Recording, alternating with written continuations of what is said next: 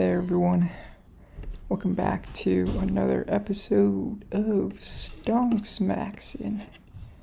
Alright, so I am about to go to sleep soon. Let me see. But I kind of want to spend maybe 15-20 minutes going over just some stuff. I can't even find my thing anymore.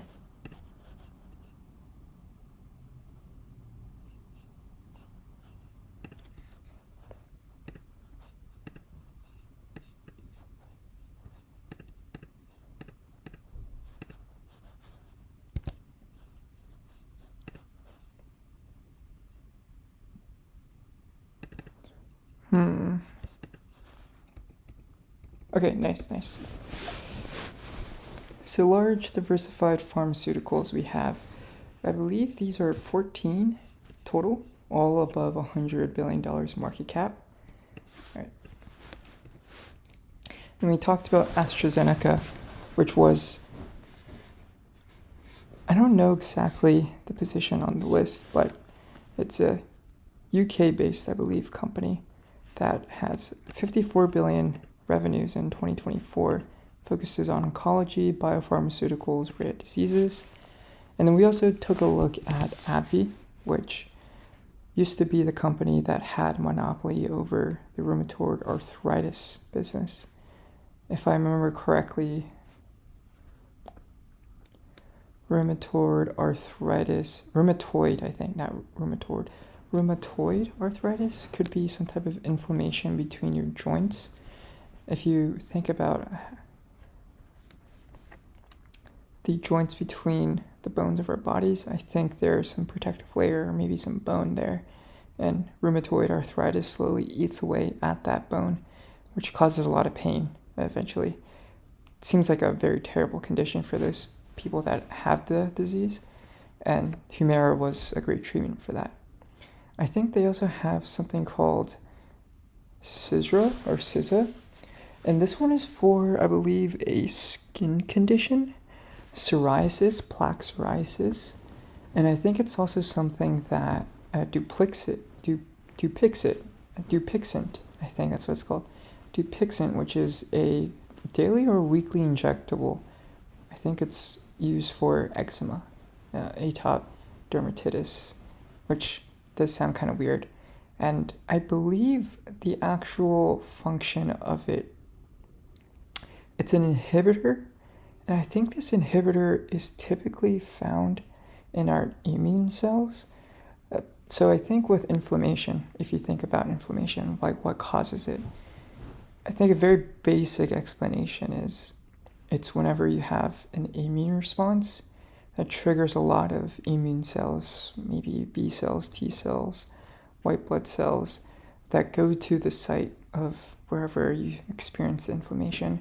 So you have a congregation of blood cells there, and that causes it to be inflamed. So the inflammation step, I think, is just the fact that there's a lot of blood cells there. Oh man, and I remember there was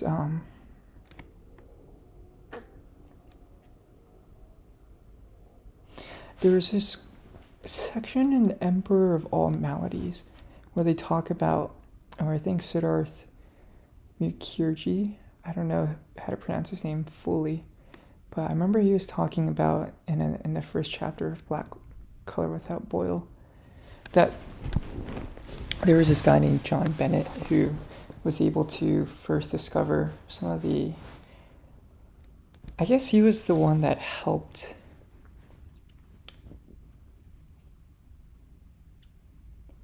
trying to come up with the right word, annotate or write about the fact that there was some type of, the word I'm looking for is separation of blood. Yeah, I think John Bennett, saw that there was this congregation or this overflow of white blood cell production in one of his patients at the time. I think this was back in 1865, so really long time ago, almost 150 years ago. almost 200 years ago. Yeah, 175, I guess, somewhere around that range.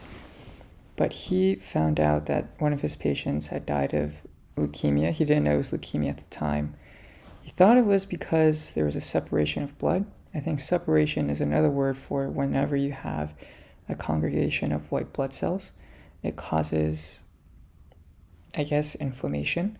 It also, I believe, causes pus to form,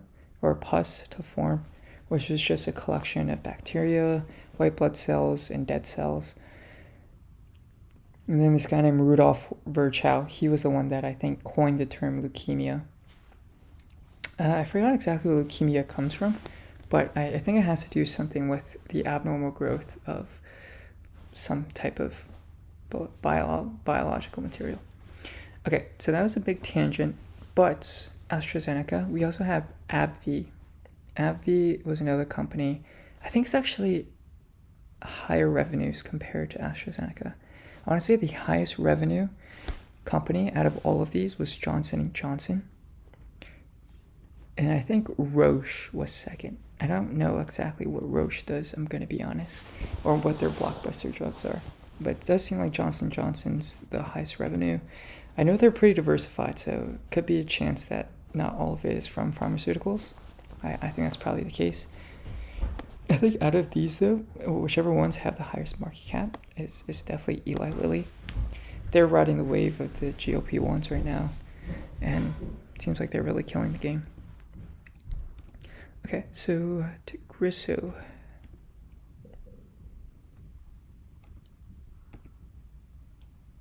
Oh, shoot. Okay, that was Sanofi. This was, okay, Dupixent.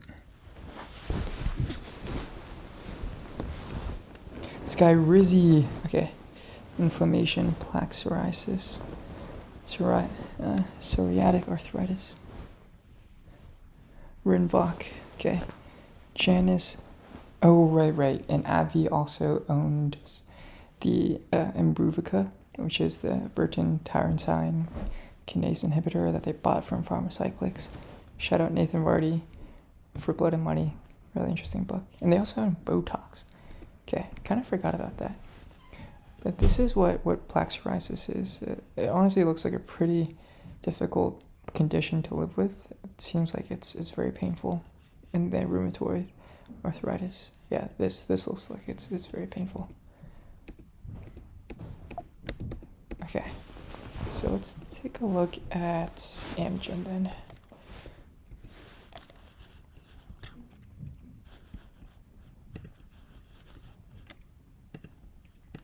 Okay, so let's see if we can go to the Amgen annual report.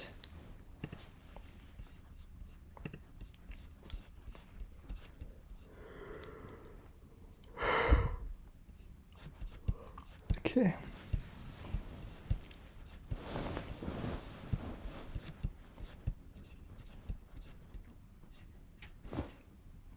CMC, chemical manufacturing and controls.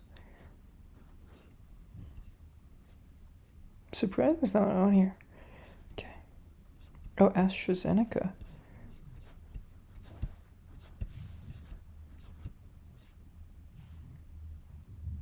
Okay, so now I know Sanofi's biggest blockbuster drug is Dupixent.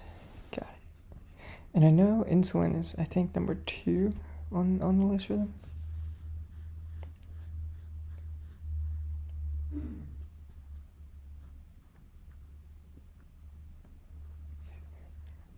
Okay, peptide antibody conjugate. Nice. Subcutaneously administered monthly, less frequently.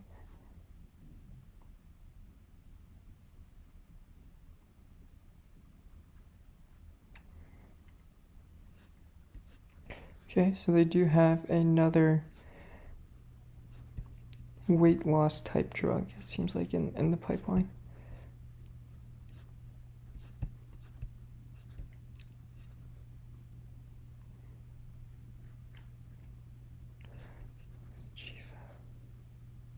Ooh, okay, so yeah, Enbrel. I remember my My sister used to be on this and Tesla as well. It does seem like they have been losing market share though on the teams. Say Tesla, small molecule that inhibits phosphodiesterase 4. Tesla was acquired from Bristol Myers Squibb after its acquisition of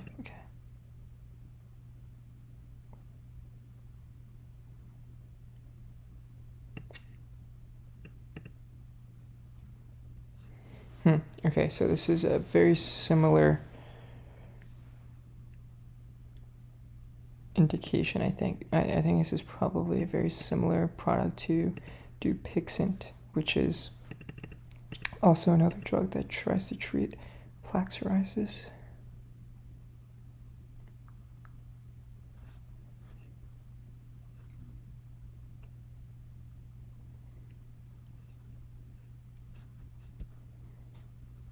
So that's actually within their top 5. All right. So it does seem like there's a mix of it does seem like it's a pretty big mix of therapies.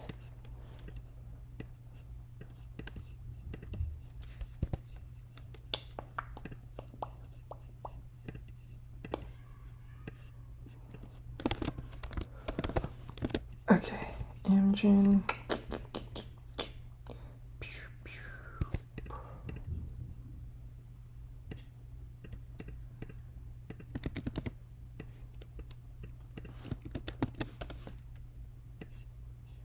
Oops.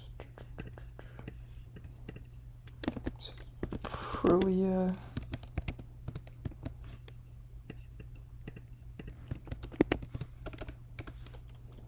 Enbrel. Xgeva. Repatha. Otezla.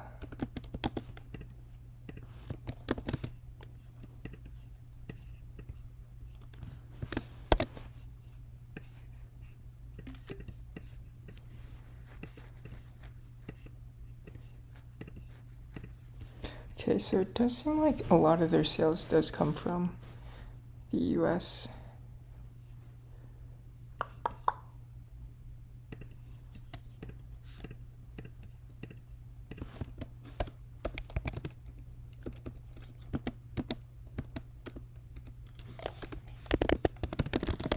Okay, so 2024 revenues. 32,026. Okay.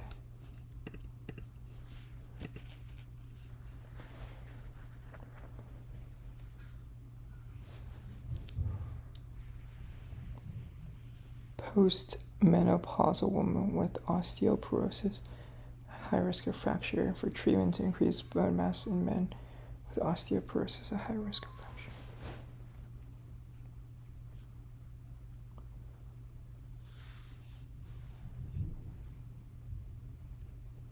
Wow, okay, so that's this year.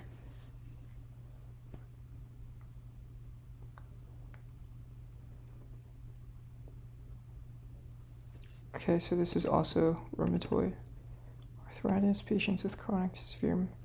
Okay, also candidates for systematic therapy. I guess maybe Dupixent from Sanofi is probably gaining a lot of market share. I guess maybe the underlying interleukin, I believe, the interleukin 4 in molecules. Maybe that's a stronger. Maybe if you block that or inhibit that, that's a bit stronger or a bit more effective, and maybe limits the amount of side effects.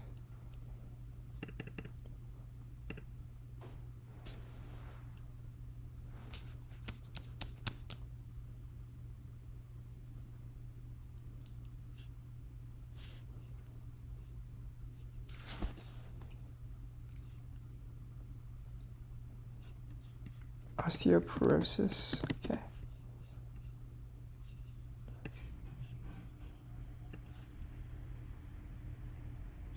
Bone density. Okay. Oh man, that kind of makes me want to fix my posture. But yeah, I mean, these conditions, they seem like they would be terrible to live with. Normal bone. Okay. So there's small holes in each of our bones. Okay. So it becomes very brittle, it seems like.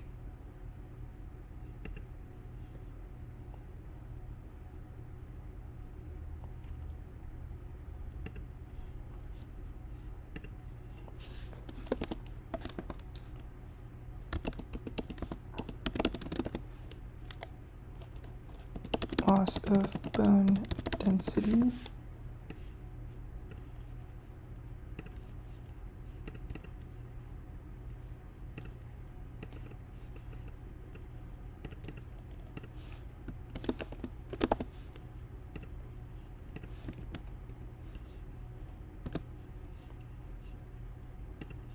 Okay, so embryol was plaque. Psoriasis. I think maybe Tesla was. Okay. Rheumatoid arthritis.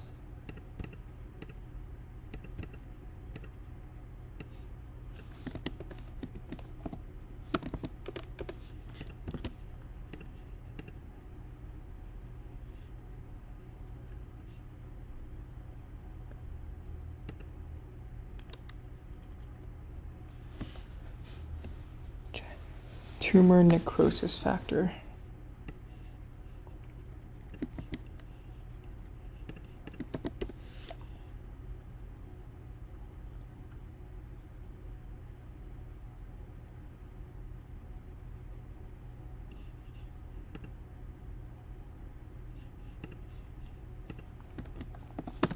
Tumor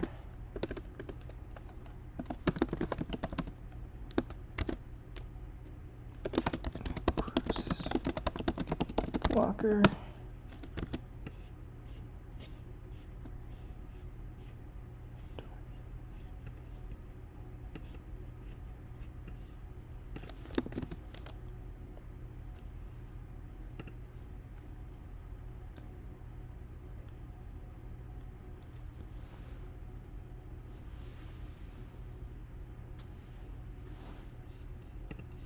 Rank L antibody, let's see. Antibody Exchiva.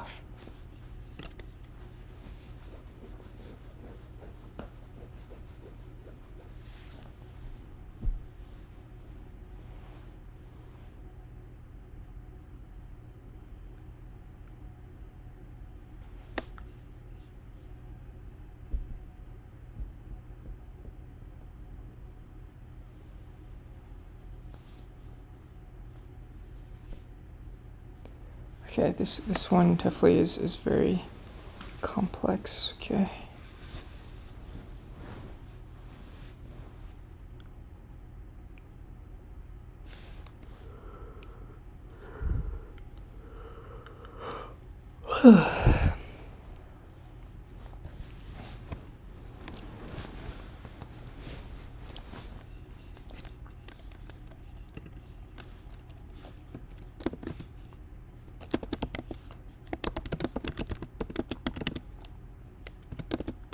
Acquired from Bristol Myers Squibb,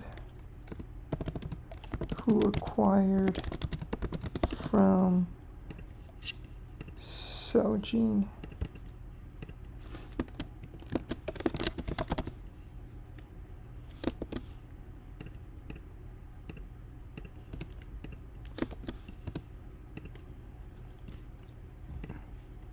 So small molecule is just a chemical drug. And I think this is something that you just take. It's an oral drug. So, small molecule drug that inhibits phosphodiesterase.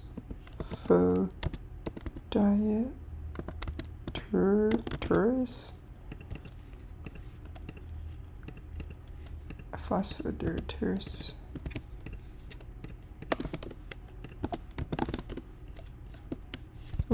me.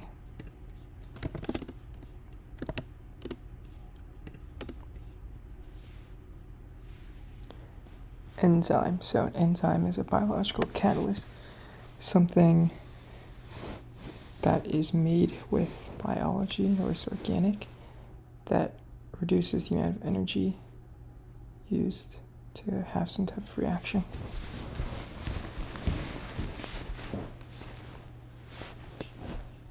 PDE.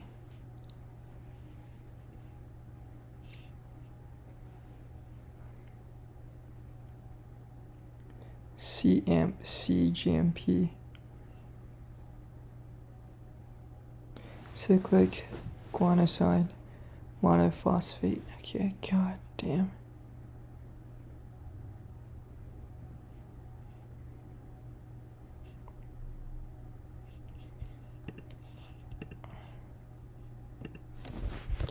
Phosphodietes. Okay.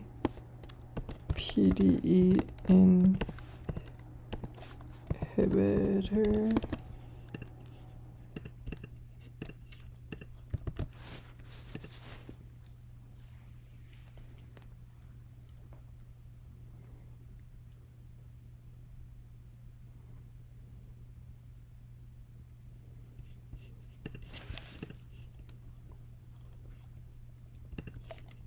What does Xgeva do?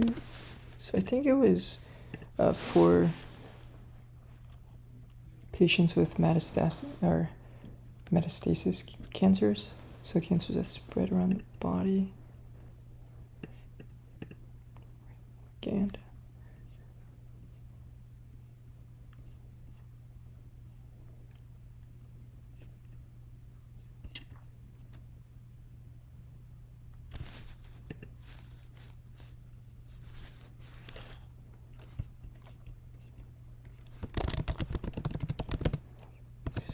skeletal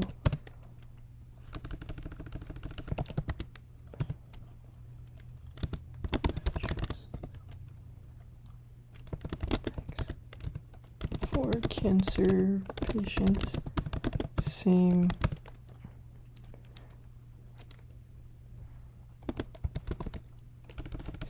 API as rank.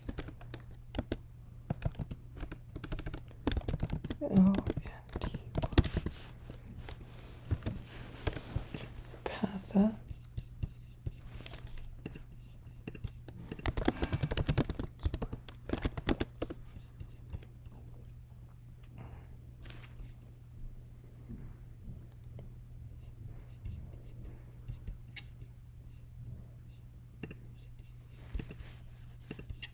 It's cool that ChatGPT will kind of give us these pictures.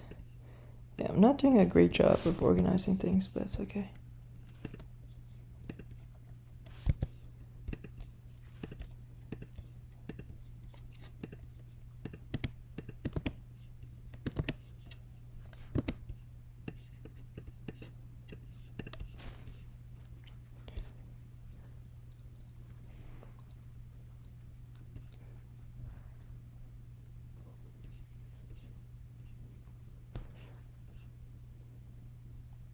It's protein PCSK9.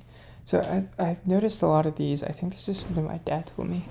A lot of drugs will try to inhibit some type of protein or molecule from doing its job or binding.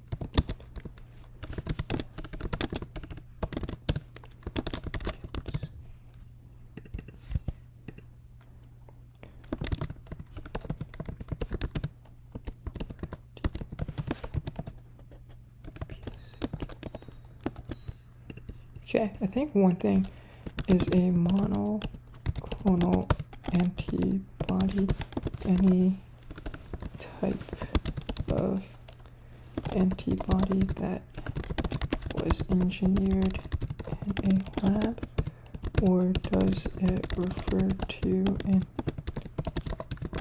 has a single binding lesion, or maybe none of those?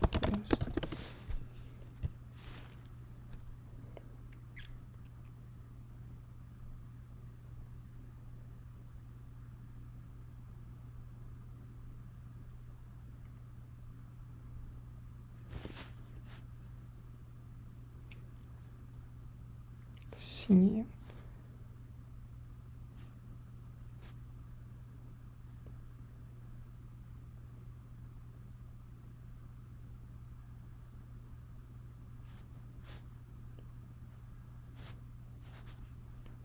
Epitope.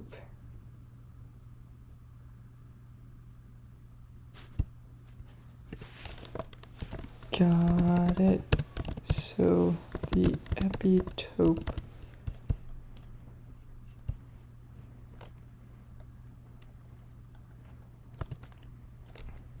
can help the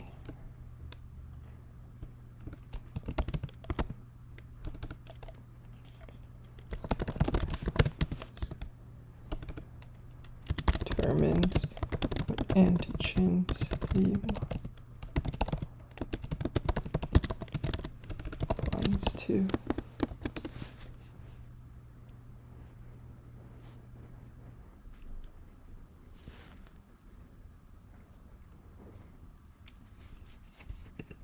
The epitope. Okay.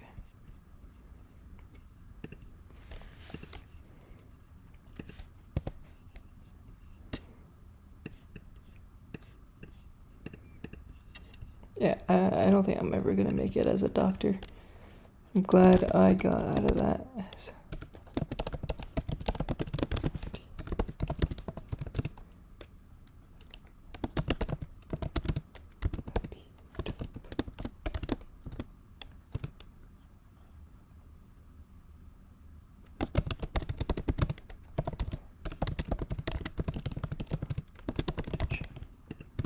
Okay, so I think with that, I'm gonna end this here. I feel like this is pretty good, but I'm starting to feel pretty tired. So thanks for tuning in, and I'll catch you guys in the next one.